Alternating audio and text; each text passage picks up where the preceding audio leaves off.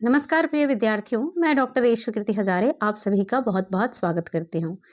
आज हम बीए भाग 3 हिंदी साहित्य प्रथम प्रश्न पत्र छत्तीसगढ़ी जनपदीय भाषा साहित्य को विस्तार पूर्वक से समझेंगे।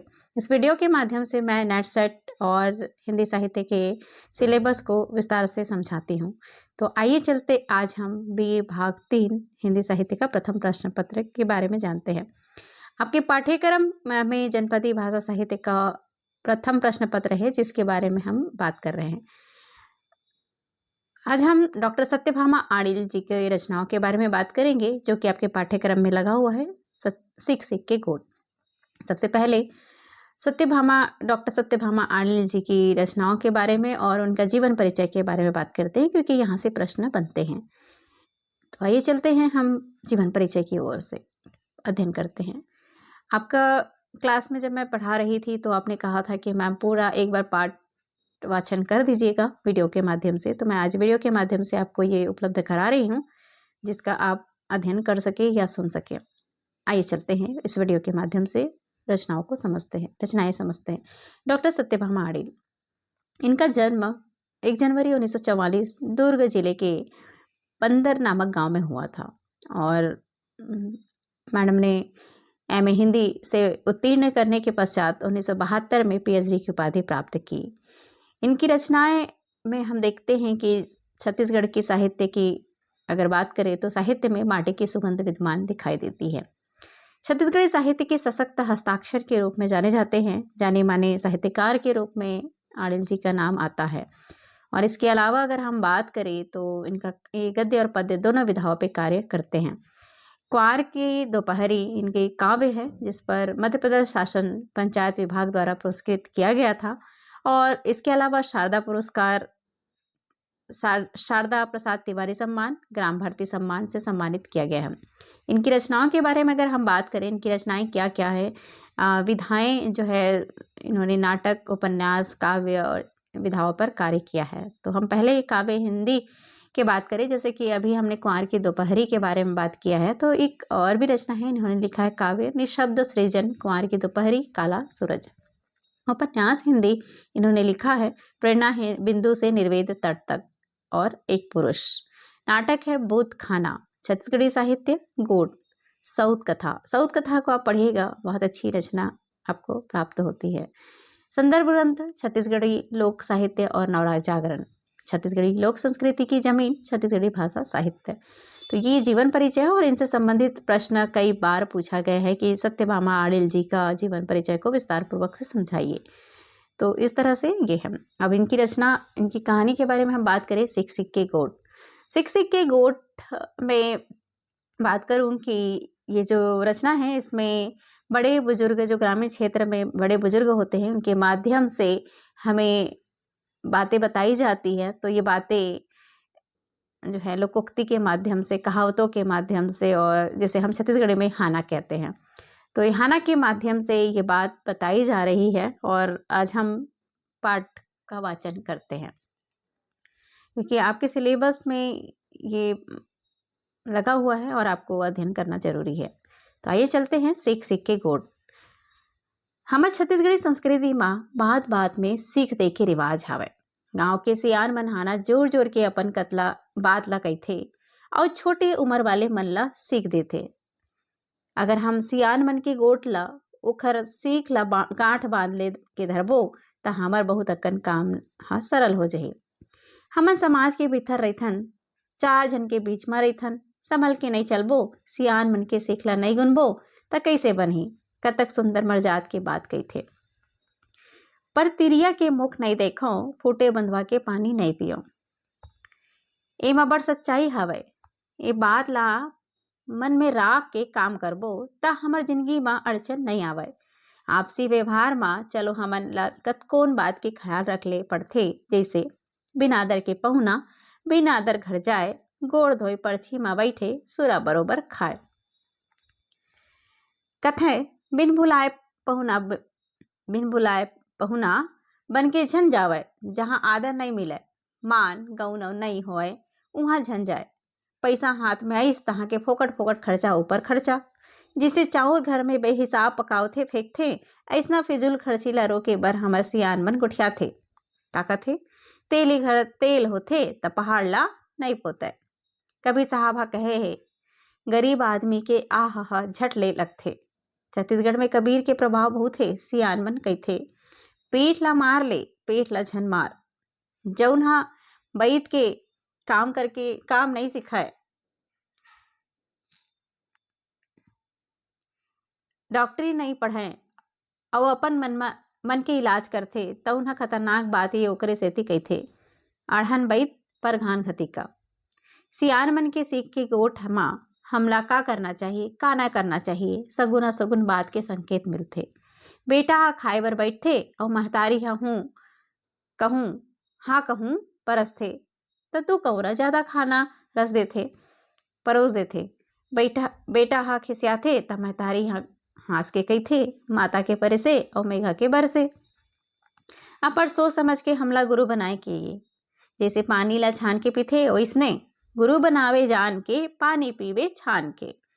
जब घर के मुखिया हा ताश खेले में मस्त होथे त खेती और धान के पास नाश हो जाथे। ऐसना सिक्के गोठ में खेती धान के नाश, जब खेले गोसैया ताश। आदमी हा मेहनत करथे त कछु उपजथे मिलथे, ओखरे सेती हा कहे गे हे, का कहे गे हे, खातू पड़े तो खेती नहीं तो नदिया के रेती। अपन करम ला दोष दे के आदत है हमर, हमन अपन गलती ला नहीं देखन।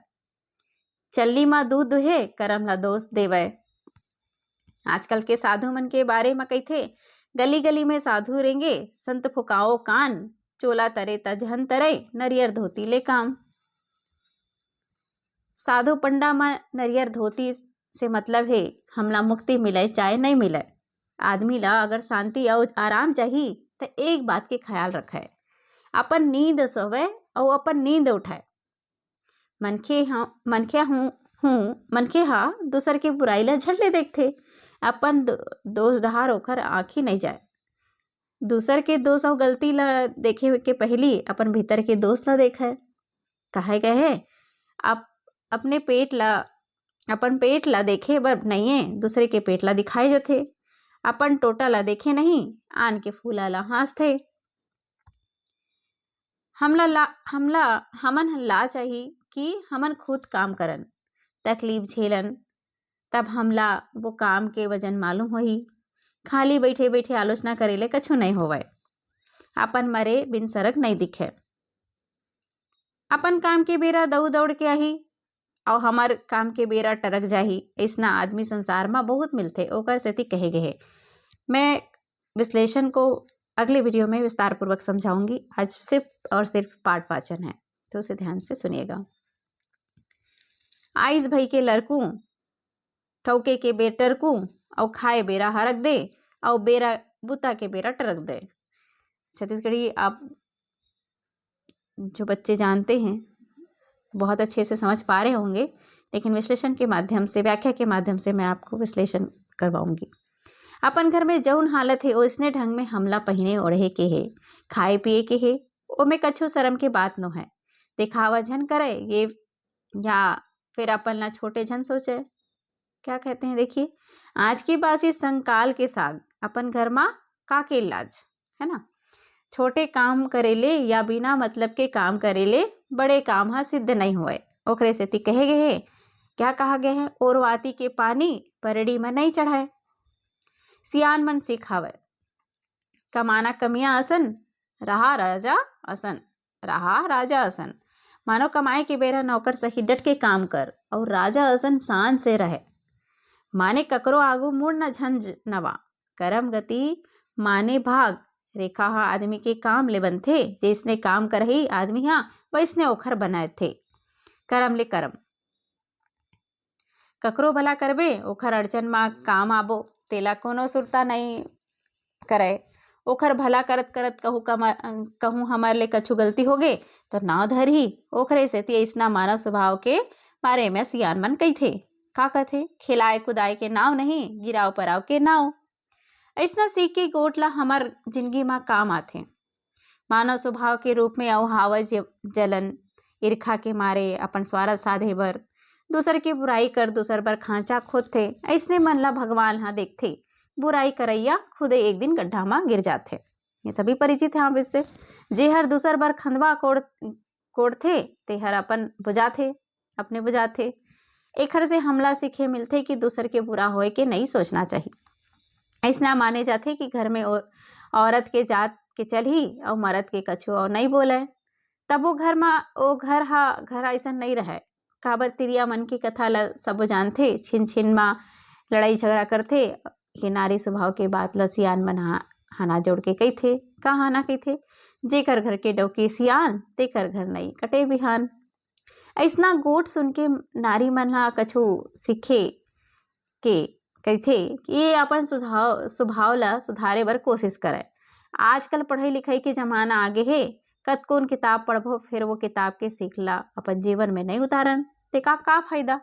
सियान मन गोट में कहिथे का कथे भाई, पढ़े पर ना कढ़े बर, कोट करे बर चटर पटर। पढ़े बर पढ़े फिर कढ़े नहीं। पढ़े लिखे बने करे तुर चाल में कीड़ा पड़े।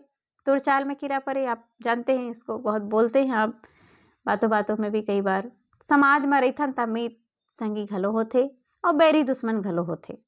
सियान मन कैसे कहिथे दुश्मन ला थोरिक सम्मान दे दे तहाँ ले वो झुक जाथे, बैरी ला ऊंच पिढ़ा दे।